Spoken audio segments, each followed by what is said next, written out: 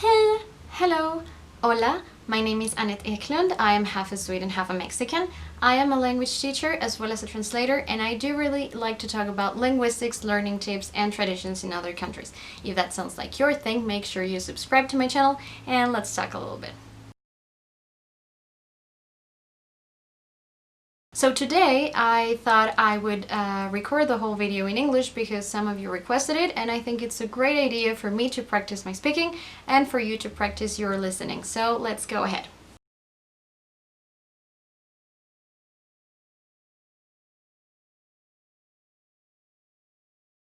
Okay, so today's tea is going to be what is a third culture kid or third culture child, and what are the pros and the cons of being this thing. If you identify as one, maybe this thing is going to be very interesting for you to listen to other third culture kid to talk about what he or she thinks about this thing. So if you identify yourself as a third culture kid, please help me out in the comments below. I might miss a lot of things, so please help me out.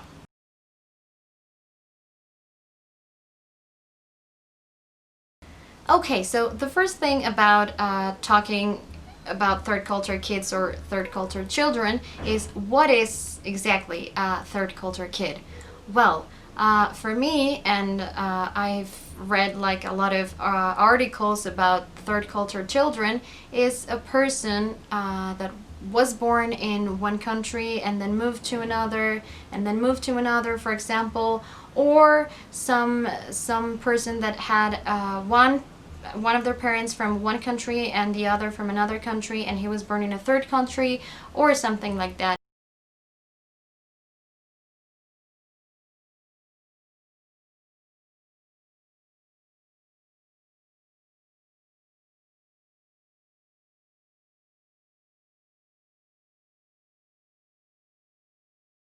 So in general, being a third culture kid means that you were coexisting with three different cultures at the same time, or in a very short period or short period of time, and also that you were able to know or get in touch with the culture as a, I don't know, as a personal culture. So I think more or less that is to be that is what is to be a third culture kid, if that makes any sense at all.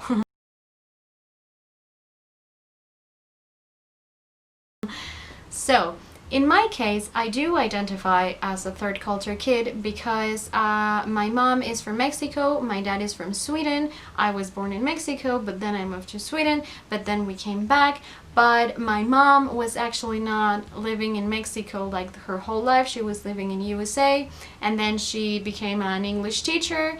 And when I was born, even though I was born in Mexico, they were speaking in English because my father didn't quite understood Spanish, and my mother absolutely not into Swedish. So yeah, that's more or less how it went through.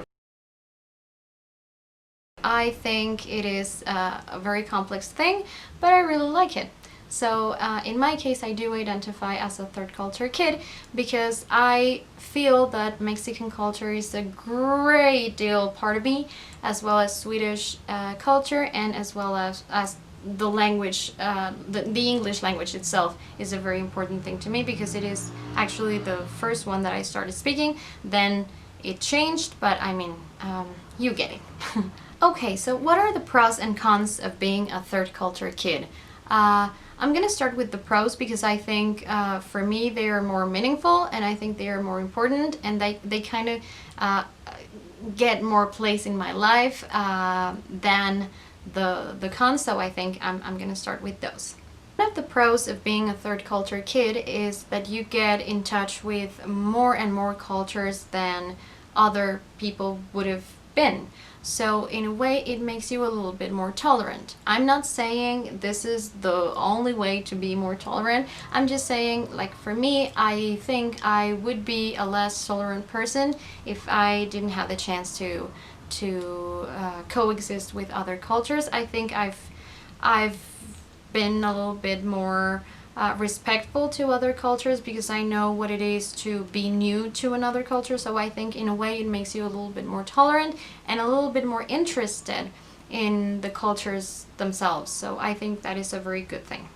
The second pro is that not all of them, because it can be that the three countries have the same language, but most of the third culture kids or children are bilingual, trilingual, or more lingual.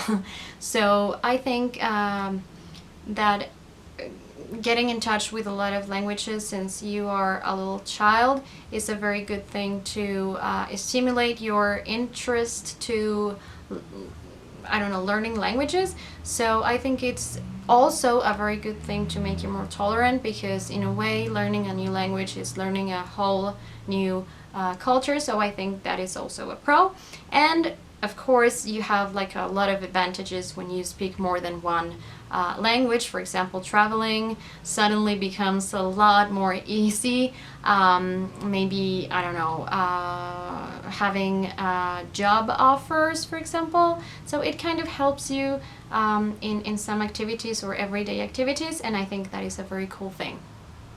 Another pro is that you get to have family in a lot of places in the world, and so it makes a lot easier to travel. Because, for example, in my case, I think I haven't, like, I'm not saying I have traveled a lot, I actually haven't, but I think I've made some trips that I couldn't have made if I didn't have family in other countries or friends in other countries. So I think it's a really cool thing that you get to know people from all over the world. You get in touch with their culture, and you kind of get the a little bit more realistic idea of their culture itself, and not really like the mainstream touristic idea. And I think that is very cool.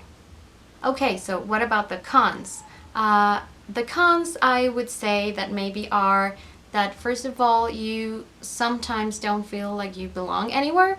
So, for example, in my case, sometimes when I was little or when I was younger, I had like this pressure to even choose the culture that I like the most, and I really don't think that's a healthy thing for a child. So sometimes the struggle is very real. I mean, it's not something that you cannot live with, or maybe it is, I don't know. In my personal opinion, or in my personal case, it wasn't, but it was actually a hard thing to go through. So I think it is a hard thing to like not belonging anywhere, if that makes sense. So I think that's one. So I was editing the video, and then I realized that maybe I didn't take the time to talk a little bit more about this thing of choosing your culture and how hard it can be for some people. So here I am explaining that. I'm sorry for the quality of the video and the audio. This is something extra that I made, so if something crazy comes up, I live in Mexico City, so anything can come up right now. So yeah. Um, well, returning to the main point, I just wanted to tell you that, especially if you're a kid or a teenager here in social media, uh, don't listen to people on social media. Don't listen to me. Don't listen to all of the people that are telling you that you need to choose, or that you don't fit in a culture, or that you can't choose your favorite culture, or whatever the hell they are saying. You just don't listen to them. Um, First of all, they are not, like, most of them don't have the credentials to give uh, I don't know, like a informed and professional opinion about it. So don't listen to them. I mean, and people in social media, please, like, stop the hate. Seriously, it's children. Like, let the children be children. That's like the advice. I really do think emotionally having to choose between your mom and dad, or having to choose between the country that you were born in and the country that you studied, for example, or where you have a lot of friends. I don't know. I seriously do think it's a hard time for people. Like, life is hard enough for teenagers and for kids to be like putting even more pressure on their lives. Like, seriously, stop it. I mean, it's just children. Maybe as adults we can actually understand some other processes that kids can't, and maybe when we're adults we can choose, or we can make some, or we can have certain opinions based on information and science. But like kids, they can't. I mean, they're not prepared for that. So you listen to me. You teenager, listen to me. You don't need to choose. Like, you have 2 or 3 passports. If law and authorities like didn't actually made you choose, like, why would culture make you choose? Like, that makes nonsense. And you adult, like, stop it. Stop putting pressure on our kids. Like, seriously, that's not the way to go. So yeah, I mean, for everybody out there that has a struggle with choosing cultures, or not feeling that you belong somewhere, or identifying as something that somebody else tells you that you cannot identify with, like, I mean, that's just some nonsense. I mean, you can choose if you have love for something, and if you identify with something because your values and your culture is like that, go ahead. And yeah, like, just embrace your cultures and enjoy them.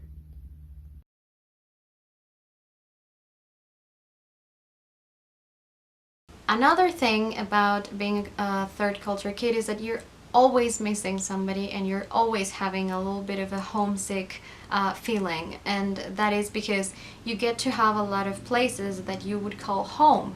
In my case, for example, in Sweden, I have like one home because part of my family is there, and I've lived there, and I get the sense of home there.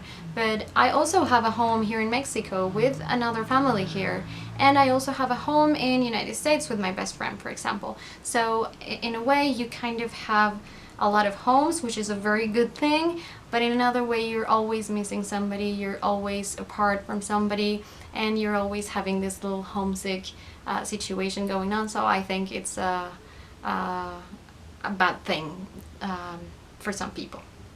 Well, I think that's it. I mean, of course, there are a lot more pros and cons of being a third culture kid. I think these are the general ones. If you're a third culture kid, or you identify as one, please help me out and write in the comments below your experience. What do you think is a third culture kid?